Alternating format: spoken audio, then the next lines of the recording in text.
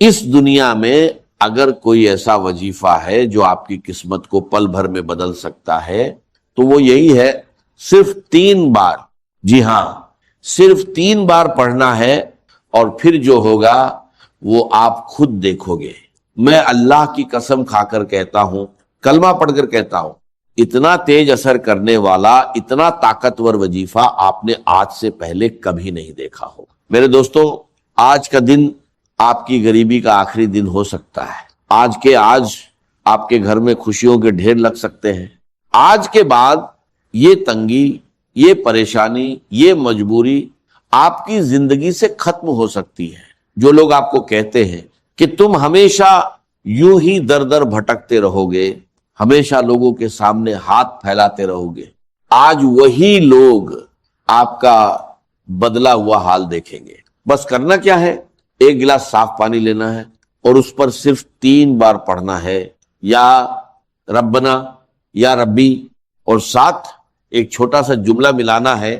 یقین کرو یہ کوئی عام عمل نہیں ہے، یہ وہ عمل ہے جو ہر طرح کی مشکل، ہر پریشانی، بے اولادی، رشتوں کی بندش، یہاں تک کہ بیماری، نظر، بد، جادو، سب کو ایک جھٹکے میں ختم کرنے کی طاقت رکھتا ہے۔ بند کاروبار پھر سے چل پڑیں گے، رکی ہوئی قسمت پھر سے جاگ اٹھے گی۔ اگر آپ نے زندگی بھر وظیفے پڑھے، تسبیحات پڑھے اور کچھ بھی اثر نہیں ہوا، تو میرے غریب بھائیوں اور بہنوں، بس ایک بار اس عمل کو کر کے دیکھ لو۔ یہ پانی والا عمل دنیا کے سب سے سچے اور آزمائے ہوئے عملوں میں سے ایک ہے۔ بڑے بڑے علماء، ایک کرام، اللہ کے ولی، سب کی ایک ہی رائے ہے، جب بھی کوئی انسان یا ربنا اور یا ربی کو صحیح طریقے سے پڑھتا ہے تو اس کی زندگی کی پریشانیاں، اس کی مشکلیں اس سے دور ہو جاتی ہیں۔ اب طریقہ دھیان سے سنو، کوئی خاص وقت نہیں، صبح، دوپہر، شام، رات، جب دل چاہے پڑھ سکتے ہو، گھر میں، دفتر میں، کہیں بھی پڑھ سکتے ہو، بس جیسے ہی یہ بات تم تک پہنچے کوشش کرنا اسی وقت عمل کر لو، کیونکہ یہ عمل پڑھتے ہی قرض دور ہونے لگتے ہیں، یہ عمل پڑھتے ہی حالات بدلنے لگتے ہیں۔ اب اصلی طریقہ، 1 گلاس پانی لو، صاف پینے والا پانی، کانچ کا ہو، پلاسٹک کا ہو، سٹیل کا ہو، کوئی فرق نہیں پڑتا۔ خاموشی سے بیٹھ جاؤ، پانی اپنے سامنے رکھ لو۔ سب سے پہلے اگر درود شریف یاد ہے تو ایک بار پڑھ لو، اور اگر نہیں آتا تو بس پڑھ لو، اعوذ باللہ من شیطان الرجیم، بسم اللہ الرحمن الرحیم۔ اب اصلی وظیفہ شروع کرو، یا ربنا یا اللہ 3 بار پڑھنا ہے۔ پہلی بار یا ربنا یا اللہ، دوسری بار یا ربنا یا اللہ، تیسری بار یا ربنا یا اللہ، بس صرف 3 بار۔ یہ پورا عمل 30 سیکنڈ بھی نہیں لیتا، لیکن اثر پوری زندگی بدل سکتا ہے۔ یقین کے ساتھ کرو اور پھر دیکھو کیسے اللہ آپ کی تقدیر کو بدل دیتا ہے۔ یہ عمل آپ کی پوری زندگی کے کام آنے والا ہے۔ جو لوگ آپ پر ظلم کرتے ہیں، زیادتی کرتے ہیں، انہیں یہ پانی پلا کر دیکھو، خدا کی قسم وہ آپ کے قدموں میں آ جائیں گے۔ چاہے آپ لاکھوں وظیفے پڑھ لو، جب تک یہ پڑا ہوا پانی آپ کے جسم میں نہیں جاتا، اصل اثر ظاہر نہیں ہوتا۔ اگر آپ یہ پانی ایسے شخص کو پلا دو جو آپ پر ظلم کرتا ہے تو وہ ظلم کرنا چھوڑ دے گا۔ جو آپ سے نفرت کرتا ہے وہ آپ سے محبت کرنے لگے گا۔ اگر آپ کا محبوب آپ سے ناراض ہے، شوہر ناراض ہے، بیوی ناراض ہے، اسے یہ پانی پلا دو، یقین کرو وہ آپ کے قدموں میں آ جائے گا۔ جو بھی ناراض ہے، جو بھی نفرت کرتا ہے، سب کو پلا دو، ساس کو پلا دو، باس کو پلا دو، آفس میں اپنے باس کو پلا دو، وہ آپ کی ہر بات مانے گا۔ میں چیلنج کے ساتھ کہتا ہوں، اگر آپ پر قرض ہے، جو آپ سے پیسے مانگنے آتا ہے، اسے یہ پانی پلا دو، وہ قرض معاف کر دے گا۔ اور اگر آپ خود قرض میں ڈوبے ہوئے ہو تو خود یہ پانی پی لو، لوگ آپ کا قرض معاف کر دیں گے۔ اگر غربت ہے، حق کا ہے، یہ عمل کرو، غیبی مدد آپ کے دروازے پر آئے گی۔ رب کعبہ کی قسم، یہ 3 الفاظ میں نے اپنی زندگی میں لوگوں کو بہت وظیفے دیے، لیکن جب بھی یہ پانی والا عمل کسی کو دیا، میں نے ایک ہی دن میں لوگوں کے حالات بدلتے دیکھے۔ بے روزگار کو روزگار مل گیا، روٹھا ہوا محبوب واپس آ گیا، ظالم سیدھا ہو گیا۔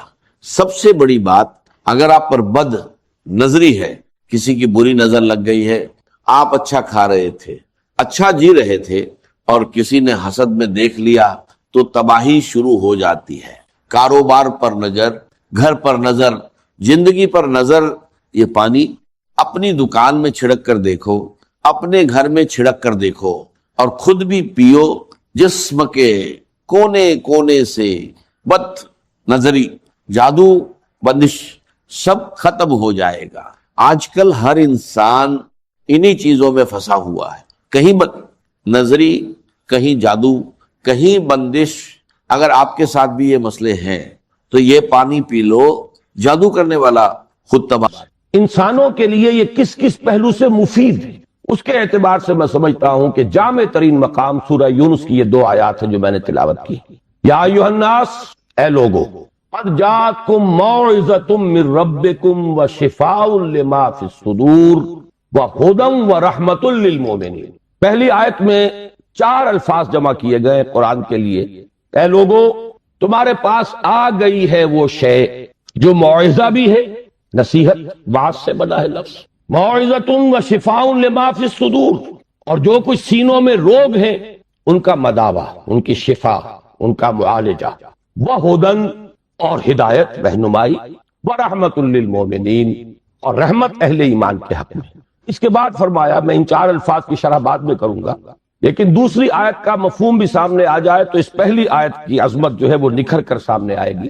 قل بفضل اللہ وبرحمتہ، اے نبی ان سے کہہ دیجئے یہ اللہ تعالیٰ کے فضل اور اس کی رحمت کا منظر ہے کہ اس نے یہ کلام نازل فرمایا۔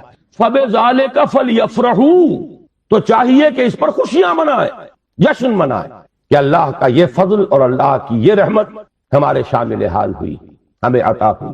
ہوا خیر مما یجمعون، یہ ان تمام چیزوں سے زیادہ قیمتی اور بہتر ہے جو یہ جمع کرتے ہیں، دولت، مال و اسباب، آسائشوں کا ساز و سامان، راحت کی مختلف چیزیں جو بھی انسان جمع کرتا ہے۔ ہوا خیر مما یجمعون، ان تمام چیزوں سے جنہیں یہ جمع کرتے ہیں، جن کی قدر و قیمت کا ان کے قلب پر کوئی نقش ہے، ان سب سے کہیں بہتر، کہیں قیمتی، کہیں وقی، کہیں زیادہ قابل قدر شے یہ۔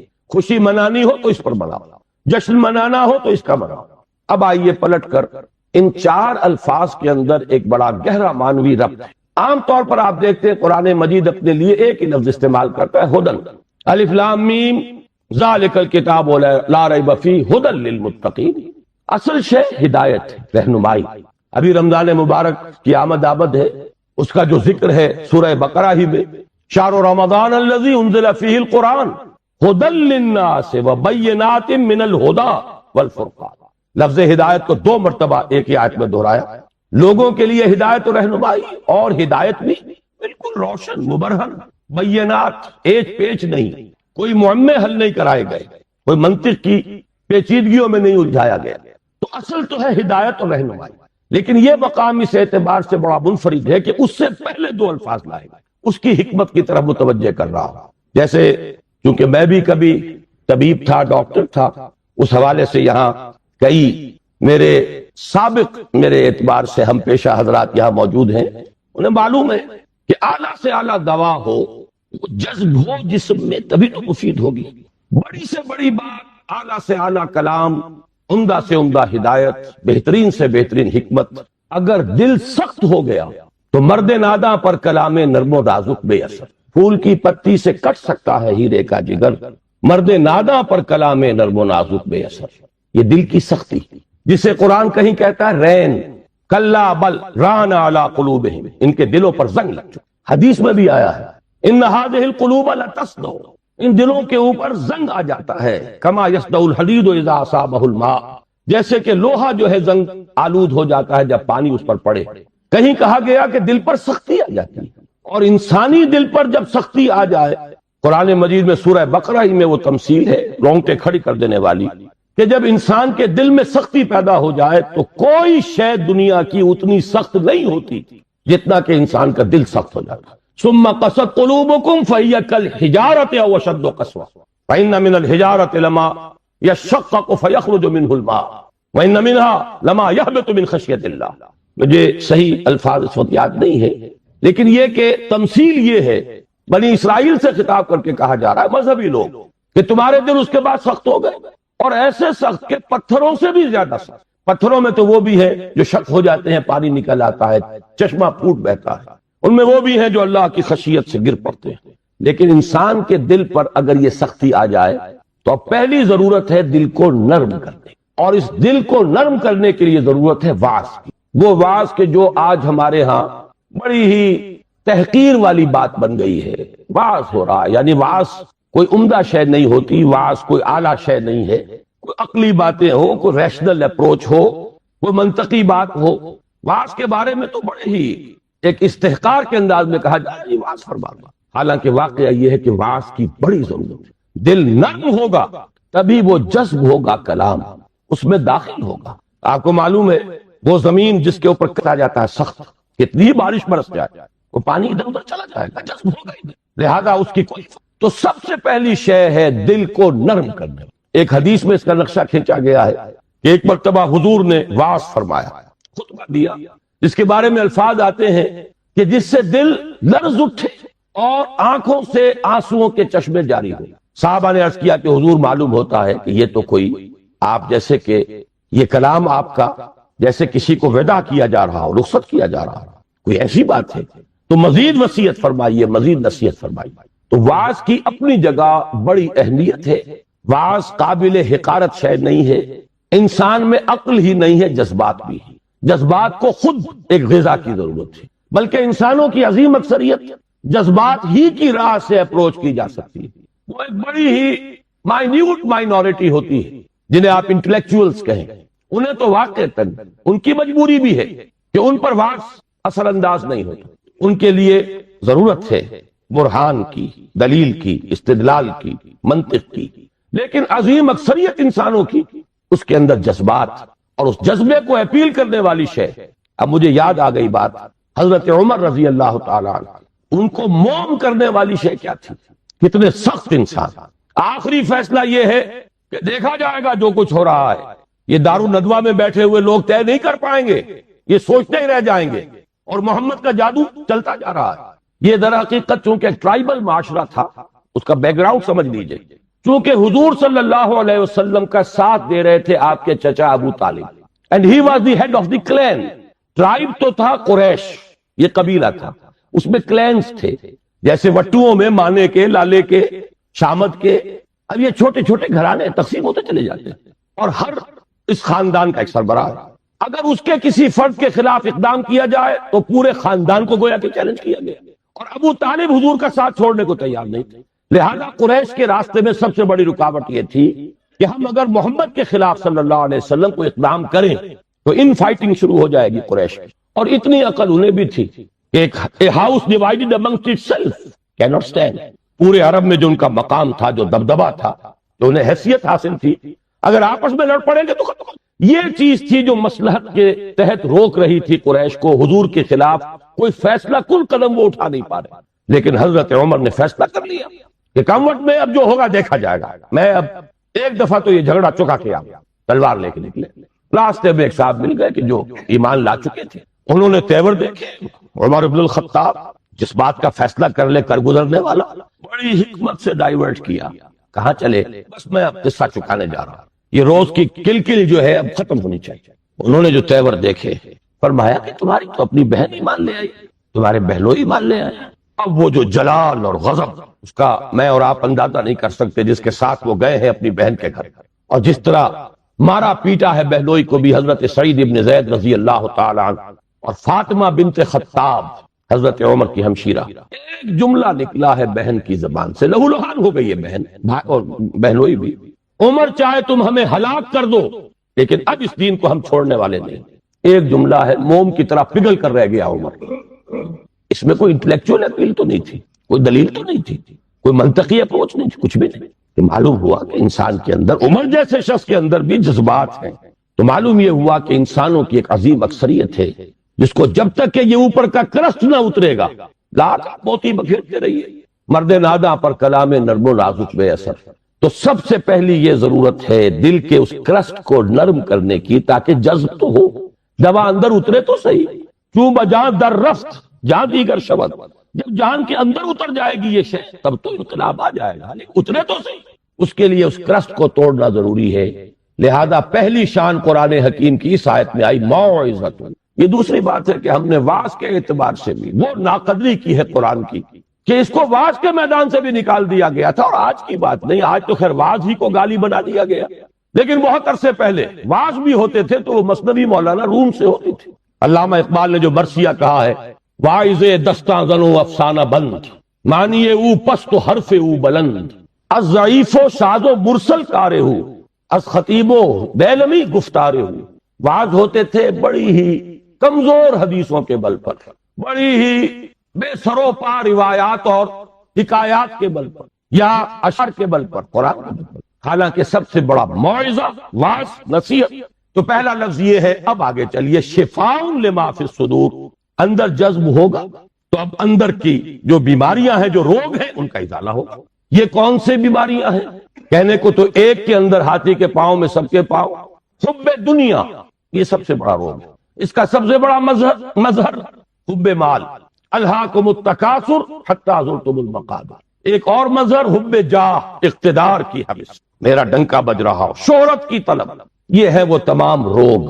ان روگوں کا علاج قرآن ہے. شفاء لما فی الصدور. اچھی طرح سمجھ لیجئے، یہ روگ نہ نکلیں گے تو قرآن کو بھی انسان کاروبار بنائے گا. علم را برتن زنی مارے بود، وہی علم ہے کہ جو انسان کو سانپ کی طرح ڈسے گا. یارے بود نہیں ہوگا وہ جب تک کہ اندر سے یہ روگ نہ نکلے ہوئے.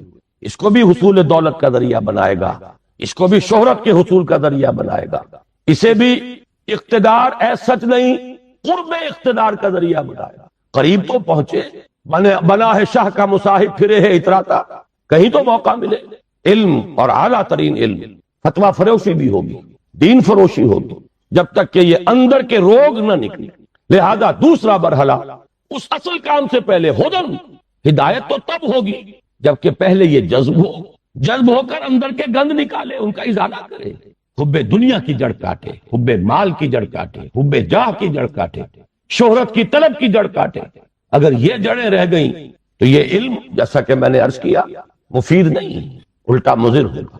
یہ اسی دنیا کے کمانے کا ذریعہ بن جائے. اس کے بعد اگر یہ ازالہ ہو گیا، یہ تنقیہ ہو گیا، اب ہے ہدی و رحمت للمؤمنین. اب یہ ہدایت ہے، اور ہدایت یہ ہے ایک ٹوٹل ہیومن پرسنالٹی کے لیے ہدایت، اس کے فکر کے لیے بھی ہدایت ہے، اس کے لیے ایک نظام زندگی کے اعتبار سے بھی ہدایت ہے، اس کے لیے انفرادی لائے عمل کے اعتبار سے بھی ہدایت ہے. مکمل انسان کی ہدایت ہر سطح پر، ہر لیول. اب یہ ہدایت مفید ہوگی. یہی وجہ میں نے عرض کیا تھا کہ باقی سب جگہ آپ کو ہدایت کا لفظ ملتا ہے، لیکن یہاں یا ایھا الناس قد جاءتکم موعظۃ من ربکم وشفاء لما فی الصدور وہدی ورحمۃ للمؤمنین. اب یہ ہدایت مفید ہوگی اور یہ ہدایت اب رحمت کا ذریعہ بنے گی. دنیا میں ہدایت، آخرت میں رحمت. یہ چار الفاظ ہیں جو یہاں جمع کیے گئے. اور اس کے بعد فرمایا قل بفضل اللہ وبرحمتہ. اے نبی ان سے کہہ دیجئے یہ اللہ کے فضل، اس کے کرم، اس کی جود و سخا، اس کی رحمت، صرف رحمت نہیں، اس کی رحمانیت کا مظہر اتم. فبذالک فلیفرحوا. فرح کا لفظ عام طور پر اچھے سینس میں نہیں آیا ہے. فرح ایسی کیفیت کو کہتے ہیں جبکہ انسان کسی شے پر خوشی سے پھولا نہ سما رہا. یہ فے سے شروع ہونے والے اکثر الفاظ جو ہیں وہ پھٹنے اور پھاڑنے کے مفہوم میں آتے ہیں. فرق، فلق، یہ تمام الفاظ جو ہیں. فرح، آدمی خوشی سے پڑ رہا، جامے سے باہر ہو رہا، پھولے نہیں سما رہا، اس لیے یہ اچھے سینس میں نہیں آتا. لیکن یہاں فرمایا اگر خوشیاں منانی ہی ہے، اترانا ہی ہے، بنا ہے شاہ کا مصاحب پھرے ہے اتراتا. اترانا ہے تو اس پر اتراؤ، جشن منانا ہو تو اس کا مناؤ، خوشیاں منانی ہو تو اس پر بناؤ. قل بفضل اللہ وبرحمتہ فبذالک فلیفرحوا. هو خیر مما یجمعون. ایک بات رہ گئی ہے بیچ میں، اشارہ کر دوں. میں نے جیسا کہ عرض کیا تھا موعظہ کے اعتبار سے بھی ہم نے قرآن کو، اب کیا کہوں لفظ تو بہت سخت آ رہا تھا لیکن قرآن مجید کے خیال سے رک گیا، کم سے کم یہ کہ متروک تو کر ہی دیا. اس سے آگے تزکیہ نفس، اس میں تو سرے سے اس کا کوئی دخل ہی نہیں. اس کے لیے تو کچھ اور اذکار ہوں گے، کچھ اور مراقبے ہوں گے، کچھ اور میڈیٹیشنز ہوں گی، کچھ اور ریاضتیں ہوں گی، کچھ اور تپسیائیں ہوں گی، کچھ اور آسن لیے جائیں گے ادھر سے ادھر سے، کہیں جوگیوں سے اور کہیں نو افلاطونی، نیو پلیٹونزم، افلاطونی نظریات، نو افلاطونی نظریات. یہ ہے کہ جو ہمارے ہاں تزکیہ نفس کے لیے بورو کی گئی ہیں. حالانکہ شفاء لما فی الصدور قرآن کہہ رہا، خود قرآن اندر کے سارے گند دھونے والا، اندر کے سارے روگ ان کا ازالہ کرنے والا قرآن. وَنُنَزِّلُ مِنَ الْقُرْآنِ مَا هُوَ شِفَاءٌ وَرَحْمَةٌ لِّلْمُؤْمِنِينَ وَلَا يَزِيدُ الظَّالِمِينَ إِلَّا خَسَارًا.